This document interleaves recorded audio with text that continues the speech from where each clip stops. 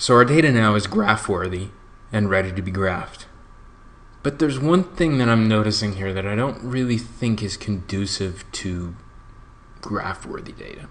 If there's one thing I can change to make it easier to graph this data, it would be related to this violation month.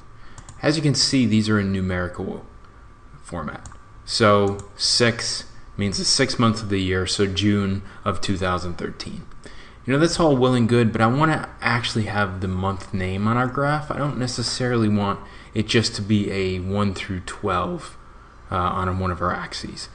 I don't think that's necessarily clean. I don't think that gives the consumer of this information as much information as they need. So let's change that. So we're going to come over to a blank area of our spreadsheet. And what we're going to do is put the numerical values of each month, so 1 through 12. So the way I'm going to do that is just type 1, 2, and 3. And then to make things easier, I could just highlight that section, this little box over here. I can drag that down, and that's going to give us 1 through 12. So as you can see, there's my month values, 1 through 12, so 1 being January in this case. So what I want to do is actually now provide the actual month name to these numerical values.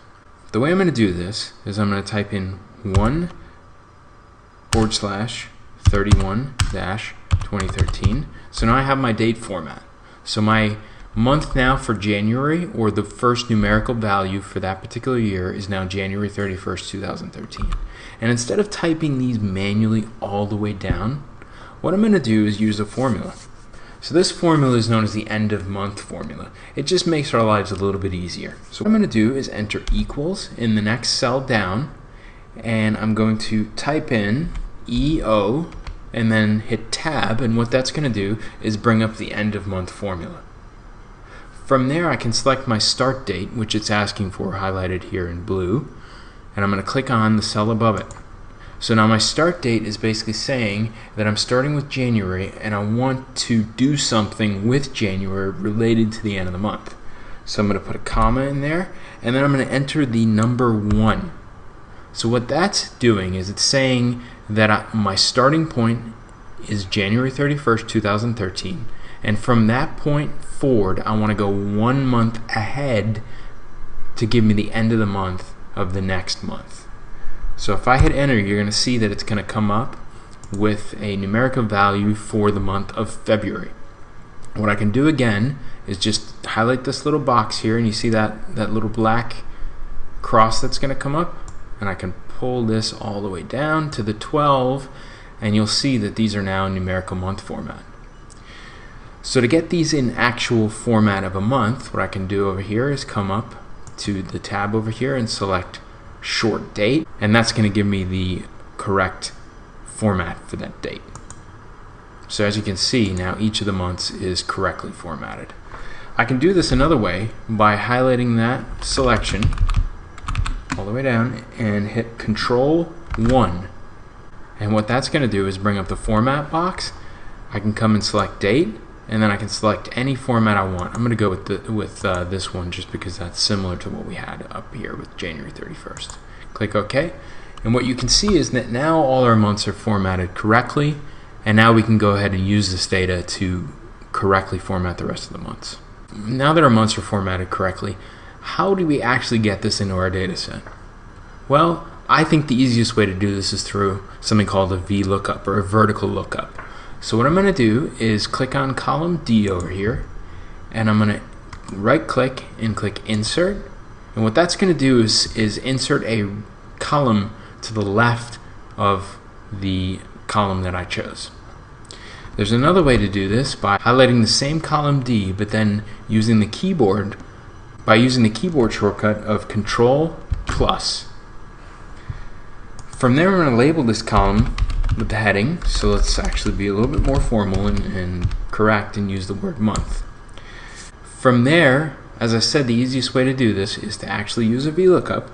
So what I'm going to do is I'm going to type in equals vlook, hit tab again, and what that's going to do is bring up the formula menu for us to enter what we're looking for related to the vlookup. So what I'm looking for, the lookup value in this case, or what I'm trying to find, is the numerical 6 here, but I want its monthly value, or the actual month value. So that's my lookup value.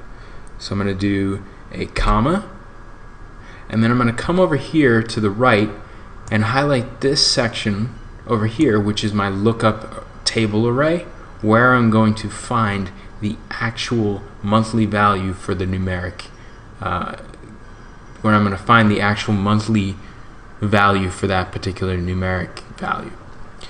So what I have to do here is I need to lock that section. So you see how those formulas are highlighted in green? I want to make sure that my VLOOKUP is not going to look outside of that box. The way to do that is to click F4. F4 is going to lock those cells. And as you can see, now that box is locked. The dollar signs in this case indicate that it is locked. From there I'm going to hit comma again, and I know my column index number is, here's my first column, right, that it contains the numerical values. Get rid of that. Here's my first column that contains the numerical values, and here's my second column. So I want to look in the second column. So 1, 2. So I'm going to hit 2, and then I'm going to do false because I'm looking for the exact match. I don't want anything close. I want the exact match. From there I'm going to hit enter. And you can see from here it's pulling in the numerical value for that month. From there, again, I can use our fancy little black box here and double click, and that'll drag that formula all the way down to the bottom. So as you can see, these are numerical values, but what I can do here again is come up here to the format on the ribbon and choose the short date, and that's going to give me my actual numeric value. So now we've learned how to format the month based on a numerical value and use the VLOOKUP to find the actual month value for that numerical value.